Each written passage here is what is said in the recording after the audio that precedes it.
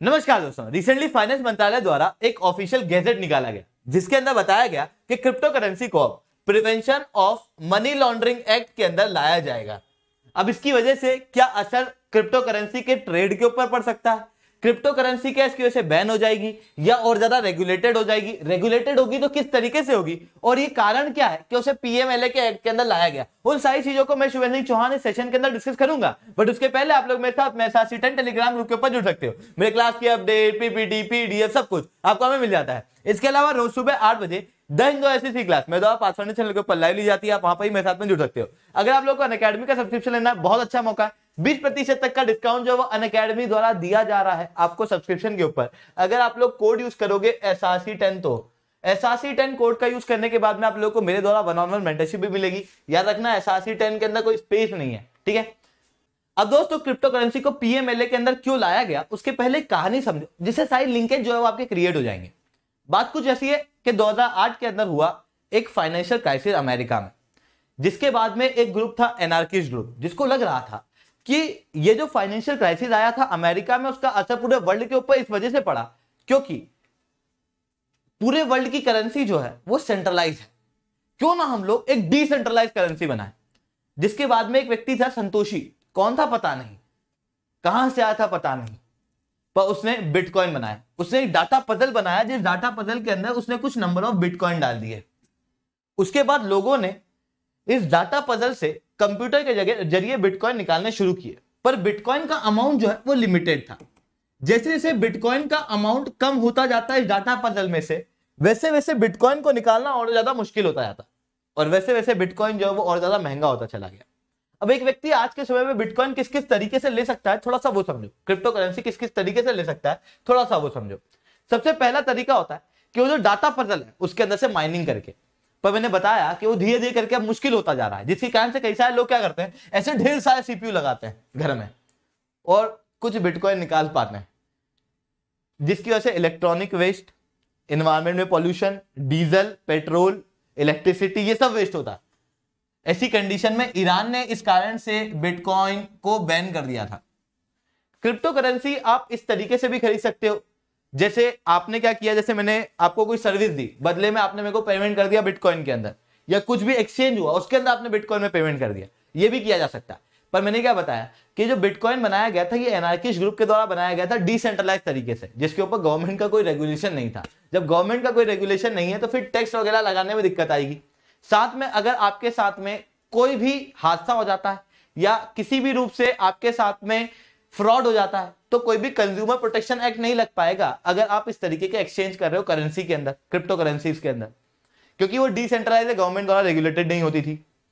इसके अलावा एक तीसरा तरीका भी होता है, इसको लीगल टेंडर के रूप में यूज कर लो, ठीक है। मतलब आप क्या करो कि एक एक्सचेंज बना लो। आज के समय में जिस तरीके से चीजें होती हैं कि एक मार्केट बना लो जहां से आप क्रिप्टो करेंसी खरीद लो, ठीक है। लीगल टेंडर के रूप में तो नहीं है, पर ऐसा किया जा सकता है कि जैसे आपने एक मार्केट बना लिया, उस मार्केट में से आपने करेंसी खरीद ली और उसके बाद में क्या किया कि बाद में जब आपको लगा कि इसके दाम बढ़ रहे हैं तो उसके बाद में आपने उसको बेच दिया। उसके बाद में जो पैसे मिले वो आपने रख लिए। एक ये भी तरीका होता है। इसके अंदर क्या होता है, मनी लॉन्ड्रिंग और टेरर फाइनेंसिंग का खतरा रहता है। कैसे रहता है, मैंने बताया कि बिटकॉइन या कोई भी क्रिप्टो करेंसी जो गवर्नमेंट द्वारा रेगुलेटेड नहीं है। इसकी वजह से क्या होता है, देखो जैसे मान लो इंडिया है, इंडिया के अंदर आपने क्रिप्टो करेंसी खरीदी और आपने पेमेंट कर दिया। मान लो आपने बिटकॉइन खरीदा, आपके पास में आ गया बिटकॉइन। अब आपने जो बिटकॉइन खरीदा, कितना पेमेंट किया, उसका जानकारी गवर्नमेंट को नहीं लगी। उसके बाद में आपने इसी बिटकॉइन को मान लो मॉरिशियस में किसी को भेज दिया, और फिर मॉरिशियस के अंदर जिसके पास में बिटकॉइन गया उसने उस बिटकॉइन को बेच के उसके बदले पैसे ले लिए। अब उसके पास में पैसे आ गए, ये पैसे कौन से हैं, आप ही के हैं, और आपके पैसे अब मॉरिशियस में हैं, उसने वहां से भारत के अंदर निवेश कर दिया। इस तरीके से मनी लॉन्ड्रिंग हो गई। या हो सकता है कि आपने किसी आतंकवादी को भेज दिया और उसकी वजह से आतंकवादी के पास में पैसा आ गया, तो क्या हो गया, टेरर फाइनेंसिंग हो गई। तो मनी लॉन्ड्रिंग और टेरर फाइनेंसिंग हो पा रही, क्यों हो रही है, क्योंकि गवर्नमेंट का रेगुलेशन नहीं है। ये थोड़ा थोड़ा हवाला जैसा नहीं दिख रहा, वैसा हो जाता है। तो फिर गवर्नमेंट का इसके प्रति स्टैंड क्या है, जब ये इतनी खतरनाक है, टेरर फाइनेंसिंग, मनी लॉन्ड्रिंग जैसी चीजों के अंदर यूज आती है, तो शुरुआत के अंदर गवर्नमेंट तो एकदम क्रिप्टो करेंसी के पीछे पड़ गई थी कि हम तो इसको बैन ही करेंगे। जिसके बाद 2019 के अंदर आपको याद होगा तो एक बिल भी लाया गया था जिसका नाम था draft banning of crypto currency and regulation of official digital currency act 2019। हालांकि ये अभी तक पास नहीं हो पाया क्योंकि गवर्नमेंट का अब स्टैंड बदल चुका है। अब गवर्नमेंट क्रिप्टो करेंसी को बैन नहीं कर रही है, गवर्नमेंट क्रिप्टो करेंसी को रेगुलेट कर रही है। इवन आपको याद होगा तो अभी G20 की समिट हुई थी, G20 की समिट के अंदर फाइनेंस मंत्रालयों की भी एक समिट हुई थी, G20 के फाइनेंस मिनिस्टर बैठे थे। उसके अंदर भारत की फाइनेंस मंत्रालय की हेड या कहूं भारत की फाइनेंस मंत्री निर्मला सीतारमण कहती हैं कि हम लोगों को रेगुलेट करना अगर क्रिप्टो करेंसीज को, बिटकॉइन वगैरह को, तो ऐसी कंडीशन के अंदर हम लोगों को इंटरनेशनल लेवल पे कोऑपरेट करना पड़ेगा। क्योंकि जब क्रिप्टो करेंसी की बात आती है तो ये इंटरनेशनल लेवल की बात हो जाती है, क्योंकि ये क्रॉस बॉर्डर चीजें हैं। इसका मतलब क्या है? इसका मतलब ये है कि हम लोग क्या चाह रहे हैं, हम लोग चाह रहे हैं क्रिप्टो करेंसी को रेगुलेट करना।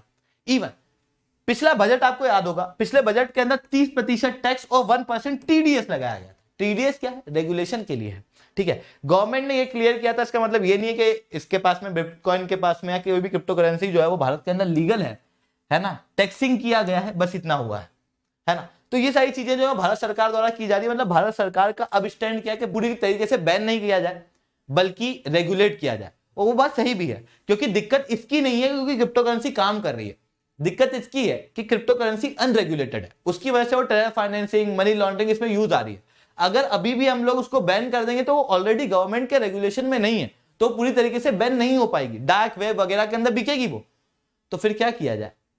रेगुलेशन किया जाए। और रेगुलेशन के लिए ही रिसेंटली एक नई चीज निकाली गई कि क्रिप्टो करेंसी को लाया गया है prevention of money laundering act के अंदर, जिसके अंदर क्या किया गया है कि ये जो क्रिप्टो करेंसीज हैं, जैसे बिटकॉइन है, लिटकॉइन है, और जो भी क्रिप्टो करेंसीज हैं, ये या फिर नॉन फंजिबल टोकन्स होते हैं, गेमिंग टोकन्स होते हैं, गवर्नेंस टोकन्स होते हैं, इन सबको जिस प्लेटफॉर्म पे बेचा जाता है उन प्लेटफॉर्म के ऊपर रेगुलेशन जो है वो लगाए गए हैं। इसके जरिए जो इंटरमीडियरीज होते हैं, जिनके जरिए आप खरीदते हो, जिनके जरिए आप बेचते हो, उनके ऊपर रेगुलेशन जो है वो लगाए जाएंगे इसकी वजह से।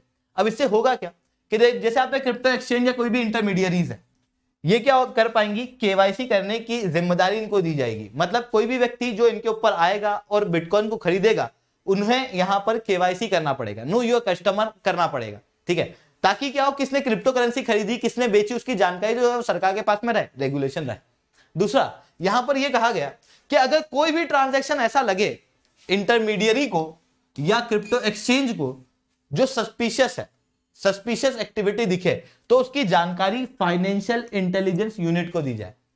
इसके अलावा जितनी भी क्रिप्टो करेंसी के एक्सचेंज और इंटरमीडियरी हैं, उन्हें रिपोर्टिंग एंटिटीज के अंदर लाया जाएगा। रिपोर्टिंग एंटिटीज क्या होती है? रिपोर्टिंग एंटिटीज आज के समय पे prevention of money laundering act यानी कि PMLA के अंदर, आज के समय पे बैंक है, कई सारी और फाइनेंशियल इंटरमीडियरी जैसे इंश्योरेंस, चीट फंड वगैरह ये सब है। अभी जितनी भी रिपोर्टिंग एंटिटीज होती हैं, इन रिपोर्टिंग एंटिटीज की जिम्मेदारी क्या होती है? रिपोर्टिंग एंटिटीज की जिम्मेदारी होती है कि अगर कोई भी ट्रांजैक्शन हो रहा है 10 लाख के ऊपर का, तो उसके ऊपर नजर रखी जाए, उसकी डिटेल जो है वो ली जाए, उसके रिकॉर्ड जो है वो मेंटेन किए जाए। इतना ही नहीं, कोई एक ट्रांजैक्शन नहीं बल्कि मल्टीपल सीरीज ऑफ ट्रांजैक्शन हो रहे हैं जो सस्पिशियस है और टोटल मिला के 10 लाख के ऊपर जाना है पिछले कुछ महीनों में, तो उन ट्रांजैक्शन की भी डिटेल और रिकॉर्ड जो है वो मेंटेन की जाती है इन रिपोर्टिंग एंटिटी के द्वारा। और इन सारे ट्रांजैक्शन की फिर रिपोर्टिंग की जाती है डायरेक्टर को। अब ये डायरेक्टर कौन होता है? तो डायरेक्टर वो जो गवर्नमेंट डिसाइड करती है, अलग अलग सेक्टर के अनुसार अलग अलग होता है। अब ये जो क्रिप्टो करेंसी के इंटरमीडियरीज हैं, उनको भी यहां पर डाला जाएगा, मतलब उनको भी इस तरीके से ट्रांजैक्शन के रिकॉर्ड जो है मेंटेन करने पड़ेंगे, जिसकी वजह से क्रिप्टो करेंसी क्या होगी? पूरी तरीके से रेगुलेट होगी। क्यों होगी? क्योंकि केवाईसी करा रहे हैं, सस्पिशियन एक्टिविटी के ऊपर नजर रख रहे हैं और सिर्फ फिर FIU को दे रहे हैं। उसके अलावा यहां पर रिपोर्टिंग एंटिटीज के अंदर जितने भी इंटरमीडियरीज हैं क्रिप्टो करेंसी के, उन्हें यहां पर डाला जा रहा है। तो ये सारी चीजें जो है वो हम लोगों को देखने को मिल रही है। इसके अलावा बात आती है sir prevention of money laundering act यानी कि PMLA है क्या? तो ये जो एक्ट है ये एक क्रिमिनल लॉ है जो कोई भी मनी लॉन्ड्रिंग करता है, टेरर फाइनेंसिंग करता है, ठीक है, काला धन जिसके पास में रखा हुआ, उसकी जमीनों को जब्त करने में, उसकी प्रॉपर्टी को जब्त करने के लिए ये यूज किया जाता है। इवन एनफोर्समेंट डायरेक्टरेट भी इसी के अंडर में आती है, ठीक है।